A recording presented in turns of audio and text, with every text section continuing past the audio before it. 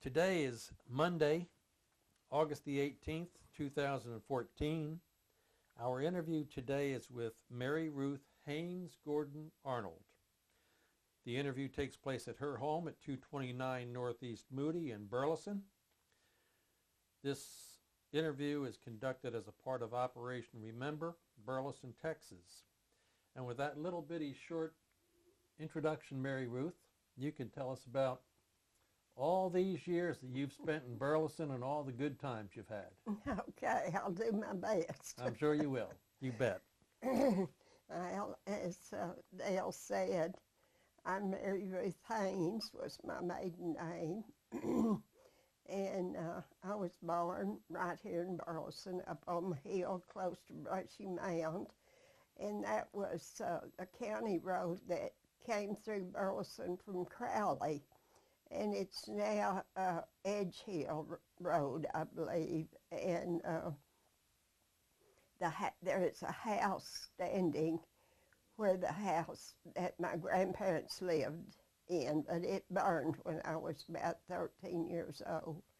And in 1925, when I was born, Mother and Daddy had married in 1924, and they were living in the Haynes home, and there was a little house down in the pasture where grandmother and grandfather lived, and it was called the Weaning House.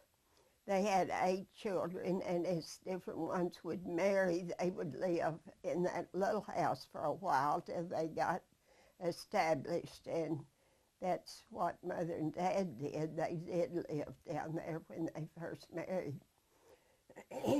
Moved up to the big house. So I was born in that house while we were living there. Dr. McNairn, who was the doctor here in Burleson, delivered me there at the house.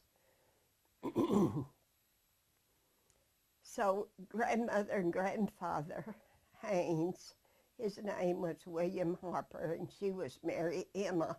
And by the way, that's where I got my name. My grandmother, my mother's mother, and my father's mother both were Marys. And there are lots of Marys in the family. I think Ruth was just picked up somewhere. And they had come to Burleson in 1904. My dad was 2 years old, almost 2 years old when they came here. And they came from Roby, Texas. And Harper's father lived out there, and one brother, they were living, my grandparents were living in Lancaster, Texas, and they decided to go to Roby and homestead. And you know, I have often thought of it, why and how come, and I wish I could have asked them, all my family came to Burleson. It seemed that they all came from all distant places. They came from Mississippi and Alabama, some from Tennessee. And I guess the first ones that came here was my mother's, on my mother's side. And they came from Tennessee, and their names were Mills. And they came in the early 1850, excuse me, and his name was Jonathan, and her name was Mary.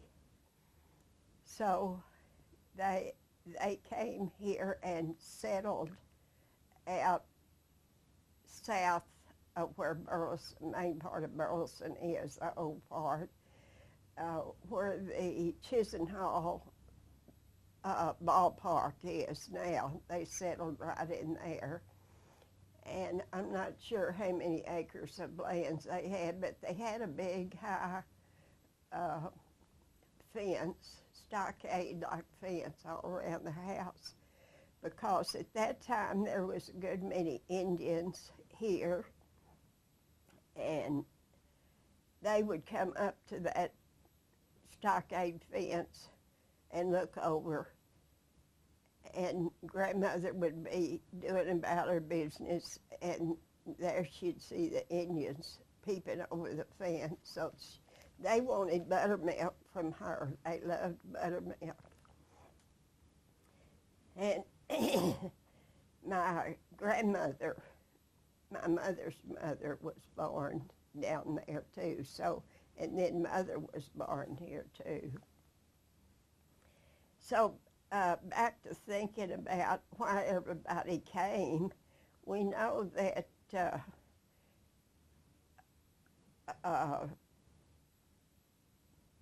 what was his name? One of the presidents had this part of the country. Thomas Jefferson, I couldn't think of his name.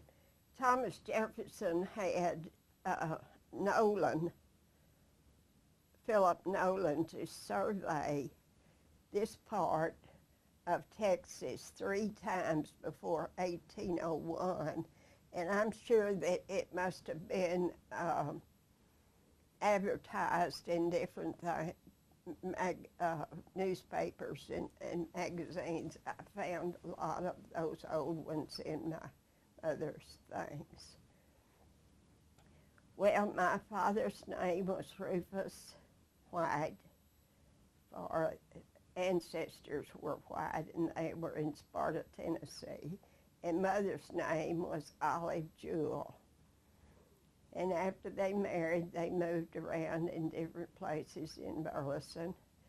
Before I could remember, of course, we had lived in several houses. And most of those houses were pretty small, had no bath facilities. At that time, Burleson didn't have a sewer system, so we had outdoor toilets. And we took a bath in a number 3 tub. And so that was what I can first remember of our houses. And I remember going down to grandmother's and granddad. That mother's mother and father was Elisha and Mary Burns, and she was a Grimm, and her grandparents were the Mills that came here. They lived, my grandparents lived about a mile south of Burleson, and they had nearly 200 acres, and then I think granddad rented some acreage from other farmers in order to plant more crops. He also had a thrashing machine, and those were fun days for me. Mother, with her dad having the thrashing machine, Mother wanted to make a little extra money, and Granddad paid her $3 a day to cook for like, 25 or 30 men, and they stood up on each side of the cook shack to eat 3 meals a day. And Mother cooked, and she cooked a big breakfast for all of them, of the men that was going to work on the thrasher. And she'd start cooking real early because they were out in the fields at daylight. So Mother'd bring me, and I can remember waking up laying on a pallet on the floor of the cook shack. She had oats. She'd cook a big pot of oats, fry bacon and scramble eggs, and cook biscuits that early in the morning. And then for lunch, I remember one thing she made was sweet potato balls. She took a marshmallow and mixed sweet potatoes with post toasties and made them into a ball and dropped it in hot boiling oil and cooked them. All the potatoes were already cooked. But anyway, those were fun days, and all the men enjoyed Mother's cooking. And usually at night, some of the fellas, whatever farm we were on, if they had watermelons, the fellas would go out in the pasture and get some watermelons and bring it up to the cook shack, and we'd eat those. And I was down on the Warren place, which is where Betty Bailey lives now.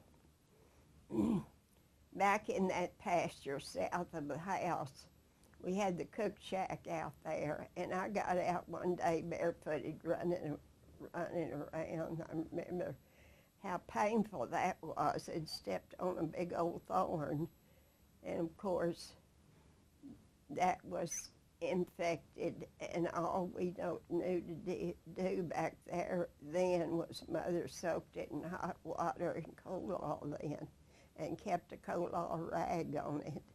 And it's a wonder I hadn't had lockjaw or something from anybody now. I guess if they stepped on a dirty thorn like that, would certainly end up with something.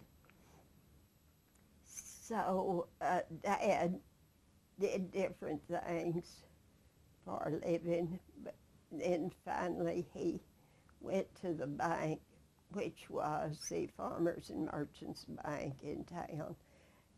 And I believe one of our calendars has a picture of Dad in the bank with Mr. Bransom. And that was back in the early 30s, I think 32 or 33. The calendar has a date on it, but I can't remember it. So he worked for the bank for a while, and his brother was working for the Fort Worth Water Department, J.B., which was an older brother. So Dad left the bank. He could make more money at the water department, and we moved to Fort Worth, and Dad worked for the Fort Worth Water Department. And I can remember, although I was like 3 and 4, 5 years old, we moved back and forth several times from Fort Worth to Burleson. I can remember those times when we were moving. Dad didn't work there too long. He got an opportunity to go to Texas Electric, and he stayed there 35 years, started out as a meter reader. And so we moved back to Burleson. Why, I don't know, but I think when we were at the water department, we were living with Dad's brother and his wife on South Side on Mason Street. He was the brother that was working for the water department. So we lived with them 2 different times, as I remember. So back in Burleson, we moved into the same house a time or two because Grandfather owned it. It was the one on the corner, on the north west corner across the street, north from where the F&M Bank is now. It's a community bank now. So we came back to Burleson after that move, and I was to start to school in 1931. And Mr. Norwood was going to let Mother and Daddy pay because I wouldn't be 6 years old until October. And he said, you can go ahead and start her at age 5 and pay until she gets to be 6. And I don't know why, but I just wouldn't stay at school. I bawled and I squalled, and the teachers couldn't do anything with me.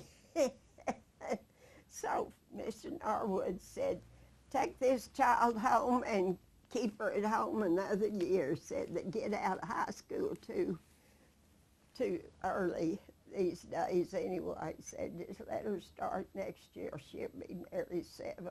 Said she's just not ready for school. In the meantime, Texas Electric put out a notice that all the employees needed to move into the city limits of Fort Worth. So back to Fort Worth we moved. And this time we moved to Spurgeon Street on the south side of Fort Worth. And then in 1932, in the fall when school started, I went to school and never cried or said a word. I was just fine. And it was a nice big school, about 5 blocks. I beg your pardon, the first place we moved was Boy Street, and the school was on Spurgeon, 4 or 5 blocks from where we lived.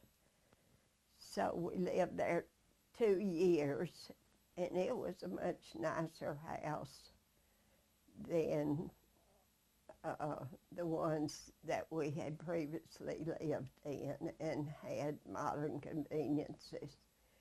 We joined the Methodist church called Southside Methodist, and Mother and Daddy were very active in that church. I guess I grew up on the church bench. Nearly every night in the week, if it wasn't choir practice or some kind of meeting, we were down there cleaning the church or having a supper or something.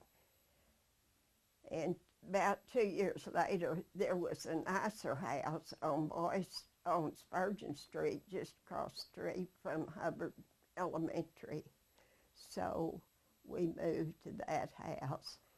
And this is the first time that I remember having a bedroom to myself. And Dad bought a nice bedroom suit for me, which was just like new, but he bought it from a lady that he worked with at Texas Electric. And I forgot to say that he was gradually promoted from read meters into the office until he was over accounts for personal accounts. And I loved that school. It was a nice school, and we had nice teachers, and it was a pleasure. We had different plays that we put on, and Mother would make me a costume for that. Then Mother and Daddy, this house that we had lived in across from where the community bank is now, they decided to buy that house. It was a house and 2 lots. So we came back to Burleson in 1937, and we moved like right after Christmas. And so I stayed all week with a friend that the girl went to Hubbard too, and they lived 2 houses from where we lived. And across from Hubbard, so I just stayed there all week, and Daddy picked me up on Friday afternoon and bring me home for the weekend. And then that was the end of the 5th grade, and then the next year we were here in Burleson, and that's when I started to the Burleson School. And the Burleson School was in the old red brick building. My mother and Daddy both had graduated at that school. And we didn't have indoor restrooms or cafeteria. We took our lunch to school. In the winter, I took a paper sack, and in the summer, I'd walk home because it wasn't very far home. We had 30 minutes for lunch. And I graduated from Burleson High School in 1943.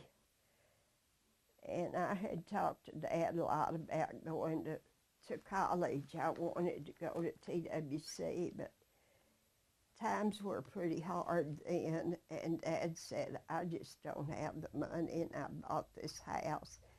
It was a house and 2 lots, and the house next door was for sale, so he bought it too. So we had 3 lots and 2 houses there.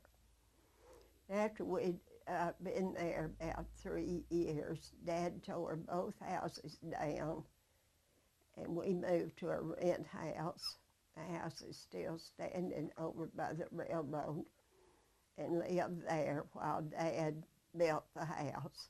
He drew the blueprints, planned it all himself, and as one job after another came up, Dad would do what he could do, and what he couldn't, he hired somebody to come in. But as he tore the houses down, he hired teenage boys to clean all the nails and things off of the good part of the lumber and save like the big 2x6, 3x6s, and the beaded ceiling was good lumber, and he put that into our new house. It had a pier and beam foundation, and Dad was an electrician. He had to become interested in that and took a course, and he wired a lot of houses in Burleson. When Burleson began to grow, Dad would wire them at night. I need to back up and say that I had a brother born 10 years younger than me while we were living in Fort Worth on Spurgeon Street in 1935. And then I had a sister born in 1943 when I was a senior in high school. And so Dad, by then, had a little more money than he did when I wanted to go to school. So he put Eddie through, my brother, through college. And Gail, my sister, didn't graduate from college, but she did get a lot of college courses. While I was in Fort Worth on Spurgeon Street, we had a piano, and old-time friend from Burleson's daughter wanted to start teaching music, so she heard that Mother lived there Mother and Daddy lived across the street from the school, and she came and asked Mother if she could teach piano at her house, which she did, and gave me lessons on the piano free for letting her teach there. So after I graduated, I went to Fort Worth in search of a job. A couple of Christmases, I had worked at Leonard's and cashiered during the Christmas holidays to make me some spending money before I graduated. So I went to Striplin's department store. Dad knew the floor walker quite well, Mr. Walker. He was from Burleson. In fact, he lived on the Barwork farm south of here. And so he had talked to the personnel manager, and they hired me as a cashier. Well, I stayed there about 6 months, and I was making $13 a week for 6 days a week, and going back and forth to Fort Worth on the bus. And that was getting old. And besides that, I wanted to go to college. I didn't want to work. And so a friend of mine, the Southall family, which is well known here in Burleson, she bought a car and asked Dad neither one of the women nor Ethel, either one could drive a car, but Ethel bought a car and she said, Rufus, will you drive all of us back and forth to Fort Worth if I buy a car? And Dad said, sure, because we were all riding the bus. So Dad drove the car and she got in the car. I got in the car one morning and she said, Mary Ruth, if you want another job, there's a job open in the TNP Railroad Building in Fort Worth. Said, I don't know what kind of job it is. I think it's with a gas company, but I don't know. So said, if you want to go up there and see about it, it might be an opportunity for you. So I went up there. While I was at Strickland's, I had already started the Brantley drawings. And so I went by that day, and it was a gas company. It was natural gas, and it was Empire Southern Service, Empire Southern Service, and Oklahoma Utilities was a subsidiary of the Empire Southern Service. Am I running out of time? No. I didn't ask you how long we were going to talk about this. As I go on and on. Anyway, they hired me. Henry Coley was one of the men there that worked in the office and did over the accounting department. And so he hired me, and I told him I'd study and take shorthand and all kinds of office work at TCU. So that's what I did, and I stayed in the dormitory a couple of summers. And my boss, Jim Davis, who was president of these companies, didn't live too far from TCU, and he picked me up every morning. It was a real nice company to work for. He asked me how much I wanted to make, and I said, well, how about $25? I thought that sounded good. I'd just been making 13. He said, would you start for 20? And I said, yes, sir. So I went to work for $20 a week, and it wasn't long till I began to get raises, and they seemed to like my work. So I worked there until I married in 1946, when I married Horace Carlton Gordon, Jr. And that was a thrill to my parents because his parents had grown up here in Burleson, and they were all friends, and all went to but I didn't know him until he came home from the Marine Corps. He was in the 1st Division of the Marine Corps during World War II. And his parents had moved back to Burleson. His dad was a Methodist preacher, and he had become ill. So they moved back to Burleson.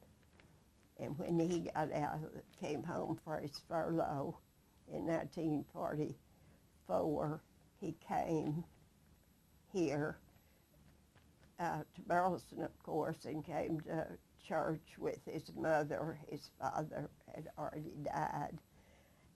And after he went back from his furlough, he was in Florida at that time and was shipped back, went back to California, and was waiting to be shipped back overseas when the war ended. So he was discharged in 45, September 45.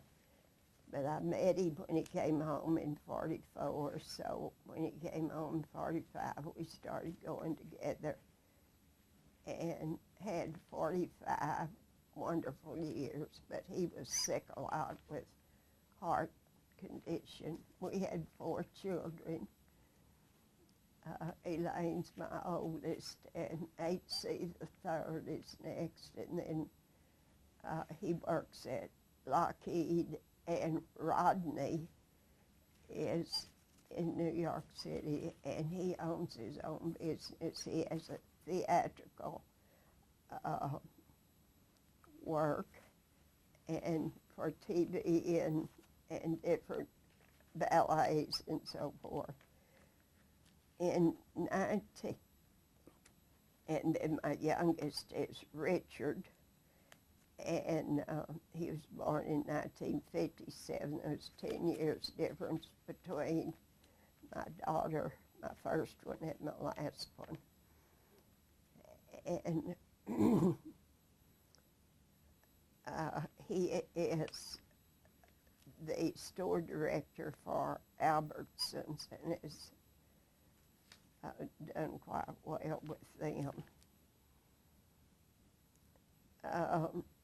In 1992, in April, Carlton had another heart attack, and he died in April 1992. So I began to go to New York to visit my son, and I'd been out there 2 or 3 times, and he put me to work in his shop. So for 9 years, I commuted back and forth to New York working for my son, and it was a great experience. I met a lot of people like Bob Mackey, who's a famous designer, and knew him well. And he designed all Carol Burnett's clothes. And Mickey Rooney, he was in a show we were doing, and we made some hats and things for him. He was quite a character. And a lot of other people. Rodney was exceptional into the fact, instead of taking one of his friends to the openings or the big things they had for the shows, he took his mother. And some of the designers would come in and say, "You mean this is your mother? Your mother is, you hired your mother. I don't think I'd hire my mother." But it was fun. I kept clothes at Rodney's house, and he'd call me and say, "Mother, do you think you can come up?" And I said, "Well, when you want." He said, "Well, come today if you can get on a plane." I said, "We're really, really busy." So I just grabbed a few things and call the airport, and if they had open seats, I'd go stand by. Rodney kept me in airline tickets. And at first I felt a little afraid in New York. But anyway, I learned to run around by myself and do all his errands, go to the bank and so forth. But that's not about Burleson. So back to Burleson, and a few of the other things that I might mention was I love to be in the church and do the church work. And I have made scrapbooks, and I'm still compiling things on scrapbooks. And I've got pictures of different people in the church and things written up about the church and when it was organized, a Methodist church and the Baptist and a Presbyterian church. Those were the first 3 churches in Burleson. And for a long time, the Methodist was, until 1945, the Methodist church was on a circuit with Crowley, and they had church every other Sunday. So a lot of us went to the Baptist church on the Sunday that we didn't have church. And my grandfather Burns, he came from Tennessee, and he was about 7 years old. That's Mother's father. And he owned the waterworks at one time in Burleson. And he did not know how to read or write. And he made quite a comfortable living for his family. He owned a dairy, and like I said, he had the thrasher, and he was quite a jokester. You know, back in those days, we had the medicine men and the tent shows that came to town quite often. And we all went to the tent shows. And the medicine man came to town, and it was parked down in front of the old hotel. And Granddad decided he would play a joke on them. He had his medicine up there and wanted somebody to come up and sample his medicine. Of course, it would take care of everything, heal anything you had, men or women or children. So Granddad marched up there and got him a sample of the medicine. And then he went into a seizure, and he fell down, and he hopped and wiggled all over the stage, and finally he came to and got down off of the stage, and that man didn't waste any time packing up and heading out of town in a hurry. And Granddad could tell that and laugh. And there were 2 or 3 other ones that he would do, had told about doing, but I can't remember them. I've asked my cousins, and they don't remember them at all. And another thing he used to do was he kept a knife, and he would put it up to his knife and the mouth and make the knife disappear until the kids he swallowed it. So he did a pretty good job at entertaining the children and the adults as well. He bought the first trailer that Burleson had that you could hook on to the back of a car and carry your cattle to market in. And I guess there are probably a lot of other things that I could tell, but they don't seem to come to mind. Well, I hadn't told about J.W. Gradually, I began to, after a good friend of ours was J.W. and Marguerite Arnold. They had a cabin out at the lake, and Carlton and I would go out there and spend the night and go eat with them, go out there and have breakfast with them sometimes, and then go to church with them on Sunday. So Marguerite died, and she'd been gone about 2 years, and J.W. said, I go down to the hamburger places and meet Paul and Lily Click on Sunday night for a hamburger. Won't you come down there and join us tonight? That was Sunday at church. I happened to be sitting by him in Sunday school. And I said, well, that sounds good. I said, Darth Joe and I are going down to Granbury and look around. If we get back in time, I'll come. So nearly time to go, J.W. called and said, how about if I pick you up and take you down to the Dairy Queen for the hamburger? And I said, oh, that'll be fine. So that was the start of a good friendship. We went places for over a year, and both of us said we'd never get married again. And Carlton had been gone 9 years, and Marguerite had been gone 2 years, and we kept running around together, and we was together nearly all the time, so we decided we might as well marry. And we had 10 happy years together. It was real good, and that was 2001.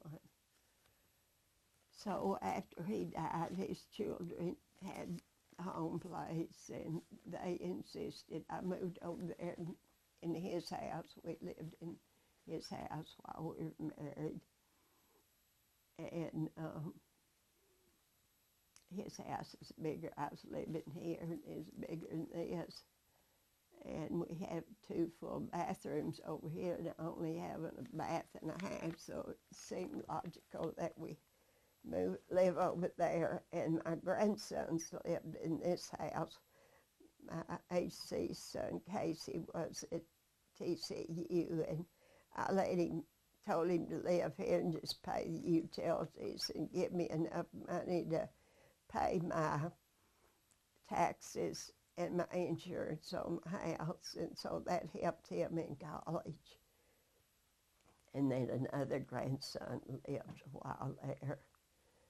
And so I said, no, I won't stay over there. I've got my house. I'll go back to my house. So I'm back here.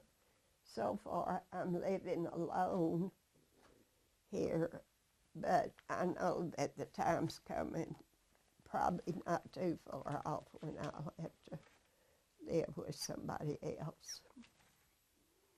That's where I am today. I was surprised. Your grandparents came in 1904 to Burleson and came from Roby.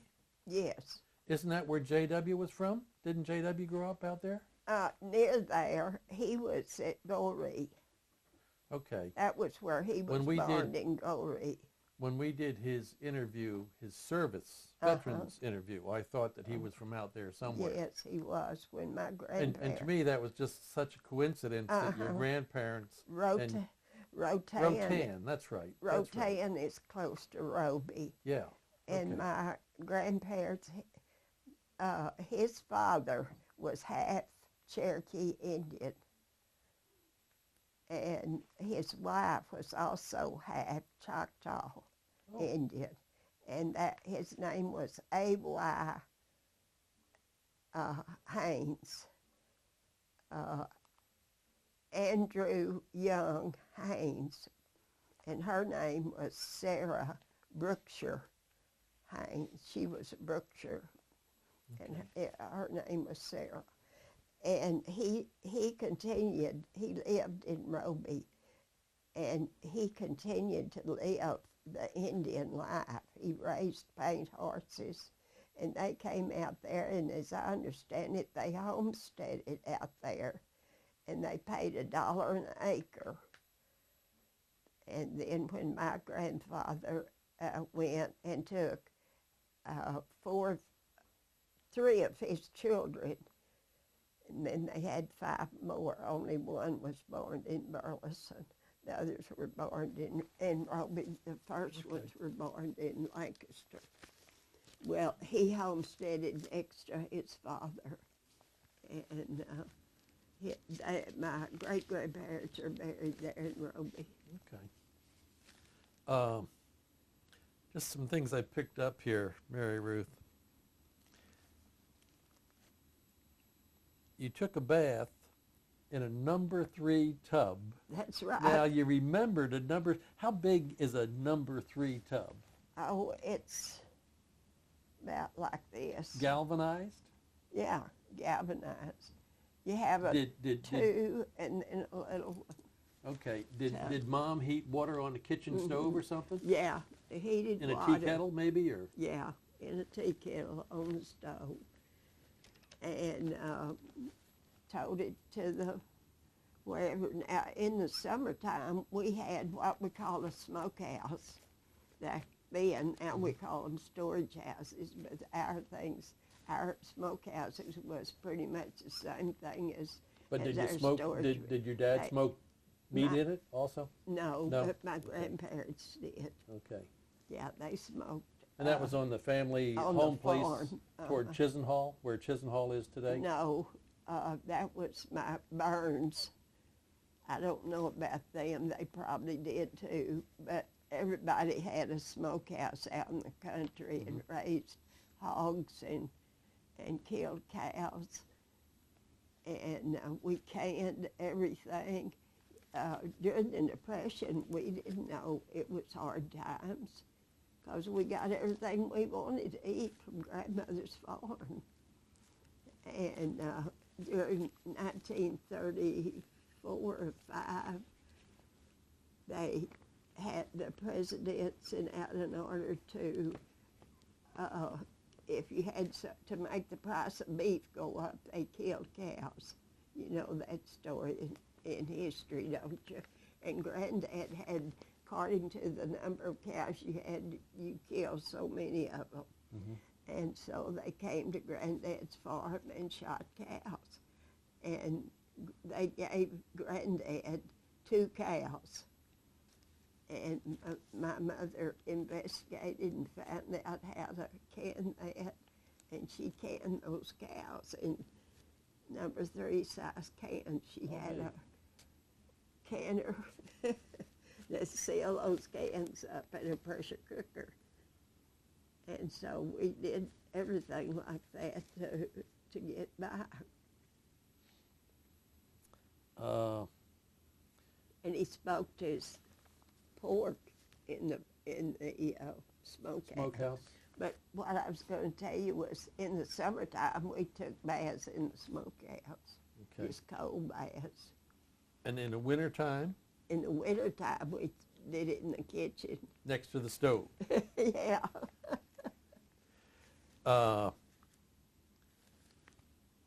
You asked. Did just one person use that bath water, or did you get out and somebody? No, we got fresh bath water. You did? We didn't. Okay. That story's not true, huh? Yeah. And you asked a question about what kind of furniture. This table and chairs that I have in here now, I had a dining room suite, but when I married J.W., I gave it to my daughter. And it had a beautiful buffet and a great big legs, beautiful thing. But when I came back here after J.W. died, this is Mother and Daddy's little round table and chairs that we all grew up on eating. That was the round table and 4 chairs, and I had it refinished, and I'm using it now. So it's over 100 years old. Uh-huh. Wow. And I've got the bill of sales where they bought it. Wow. I'll show it to you. Did they buy it from Big Four? Uh-huh. Oh, they did? That or Askews. I've forgotten Okay. which. I'll have to get it and show it to you. You mentioned that back in those days, you didn't have indoor plumbing. You all had outhouses. Mm-hmm. What about fresh water? Did you have a pump in the kitchen? No, I don't remember us ever having a pump. Grandmother drew water out of the well, but we did have water. Water had been run to the houses in Burleson, and we had a sink in the kitchen with a hydrant, and that's the only water opening we had. Okay. And we didn't have You a had drain water, 'cause we didn't have just sewer. cold water, I suppose. Just cold water. Okay. But when we moved back that last time in the house that Daddy tore down and built the new one, Dad run pipe and fixed us hot water and bought a hot water heater. And that was 1937, I think. Uh-huh. Okay. We also, as Dad was building this new home for us, the city put in sewer system. That In the was, late 30s. Uh-huh. Okay. And we had ice boxes Okay. until 1935, I guess, 34, 35. We got an electric refrigerator. So We the lived in Fort Worth. Iceman came around in an old truck, or maybe a horse and buggy Yeah. Oh, in a truck. truck. Horse, I didn't remember horse and buggies going around. Wasn't quite that old. I'm 89 now. Okay. Well, me pretty quick. I'm 88. I soon be. So the Iceman came around You a couple picture- times a week? Yeah, probably. and we had a big ice house. Cheesy Higgins, I remember him having He was the Iceman? Uh-huh. Cheesy Higgins. Cheesy Higgins. Okay. And we would go over to Cheesy's and get ice. And a big ice truck would come to my grandmother and granddad's farm because they had a huge, big ice thing that they put their milk in.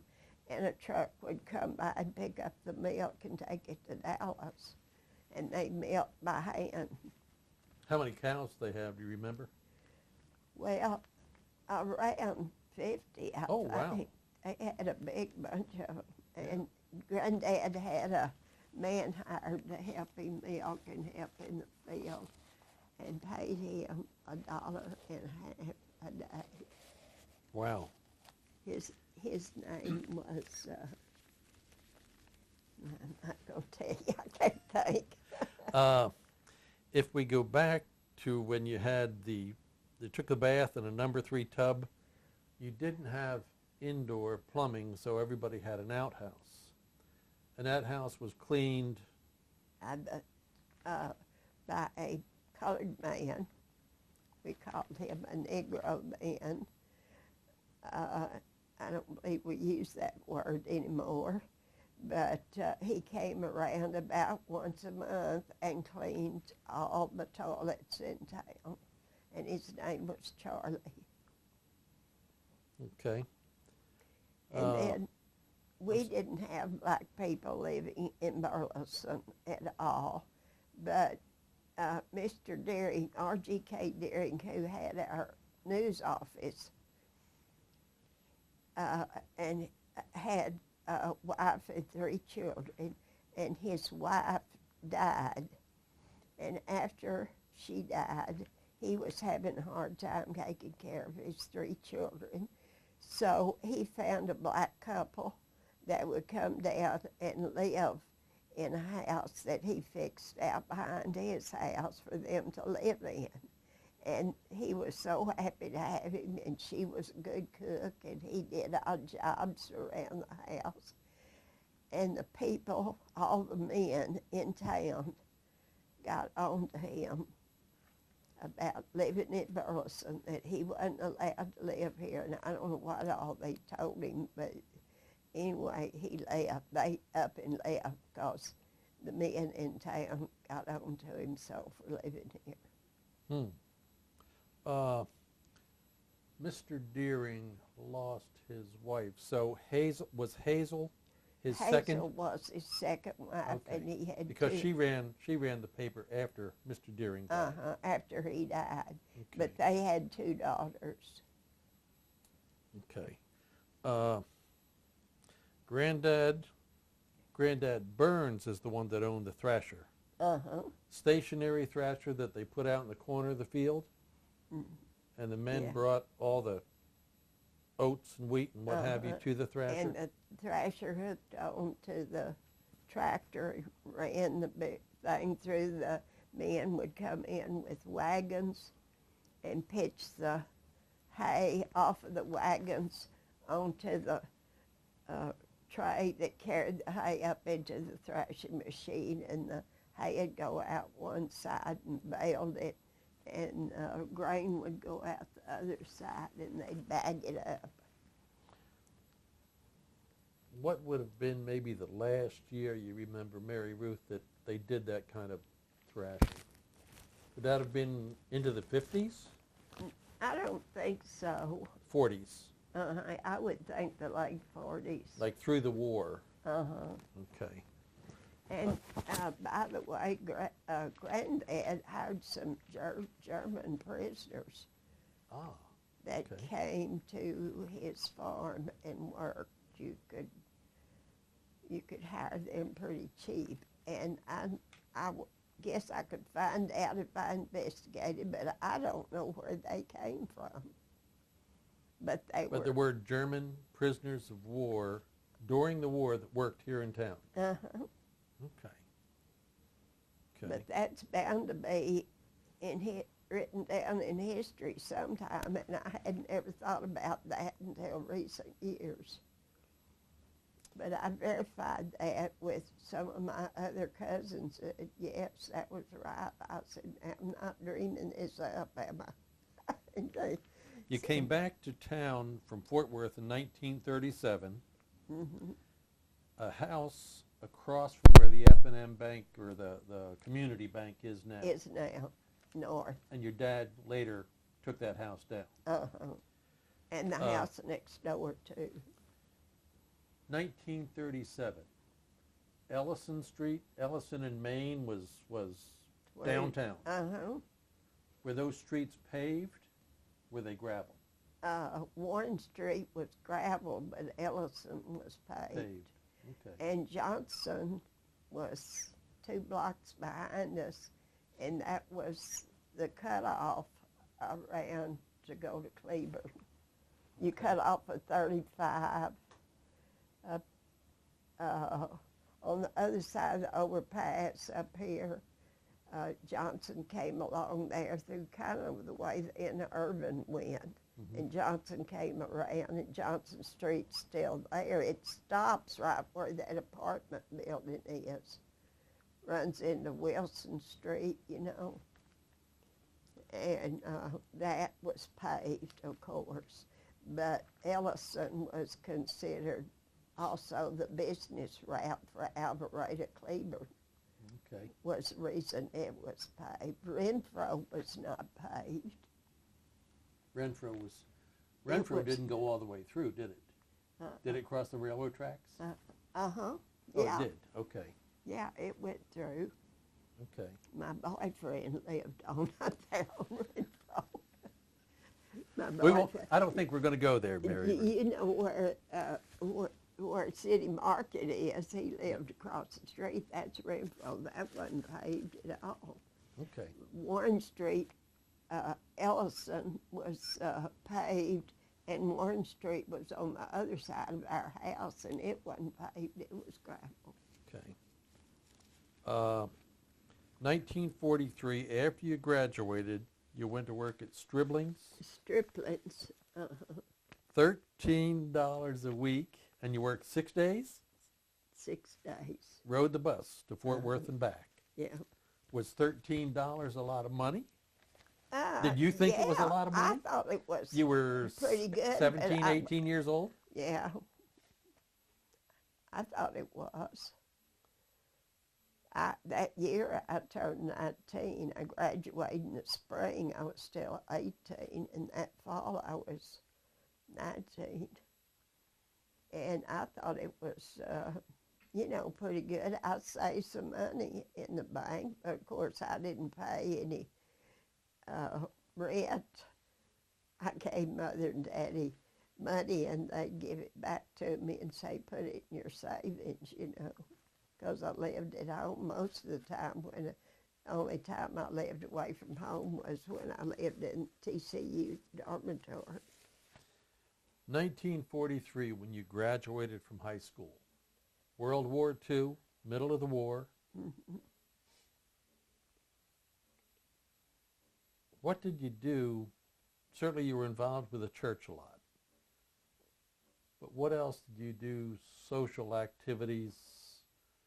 You and the Taylor sisters, and I think Doris Joe maybe hung around some? Yeah. We had socials at the church, and my house was kind of a meeting place. Mother always said I could have young people in anytime I wanted to. So in the wintertime, a bunch of them would come over and we'd make candy on Sunday afternoon or sometime pop popcorn and play games at the house. We didn't have a theater in town. We had one for a while, but it, was just a small one. In the summertime, we had outdoor shows every Saturday night that was free, but there wasn't a swimming pool in Burleson where we could swim. I went down to the creek, swam in the swimming hole. I never did. I'd go down there, but I never got in. I was afraid. tent shows. Yeah, Did you go to the? That was like every week they had a tent show. no, they would just come to town and stay a week maybe. And they had all different people that sang and clowns that did things and, you know, just performances like that. They had a clown named Toby.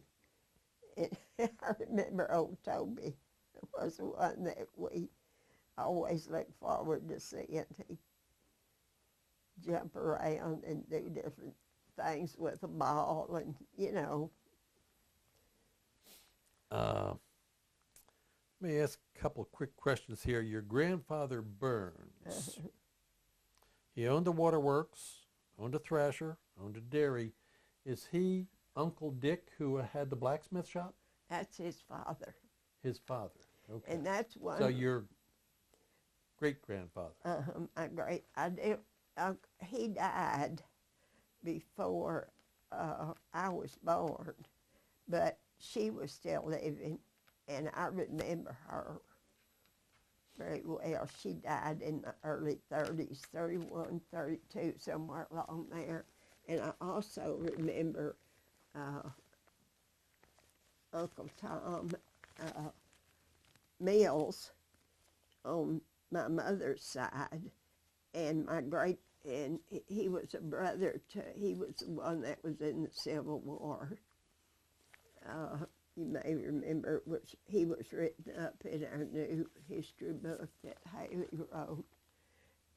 And Okay. he lived with my great-grandmother, and I remember those two. And remember her quite well. They both died in 32. We have another 2 minutes. You married Carlton Gordon, 1946. Mm-hmm. Tell us a little bit about the wedding. Was it a big wedding? Yes, it was. People were standing in the little wooden Methodist church. It's the first time they'd had. The Methodist church that was on Renfro? Uh-huh. Okay. That church sat over on Ellison, next to Nola Dunn School, and it was a white wooden building. And it was filled, and the overflow was filled, and people were standing at the back. Everybody came to the wedding. You had yourself, a bridesmaid. Yes. How many other girls were in the wedding? 2. So you had 4 And, ladies and, of course, 4 gentlemen. Uh-huh. Your dad give you away? Yes. And then we came up to our home for the reception. It was crowded in there, I'll tell you. They marched in one door and came through and went out the other. What'd you do for a honeymoon? We went to New Mexico, Uh-huh. Okay. went to Carlsbad Caverns, came back to Big Springs, Texas, and stayed a few days with my husband's sister. The oldest child in the family was married to a Methodist preacher, and they lived in Big Springs, so we came by there and stayed a few days with them, then we came on home. Do you remember the inner urban at all, Mary Ruth? Yes, I remember my father when he was working at the waterworks, and when he started then to Texas Electric, he rode the Urban back and forth to work.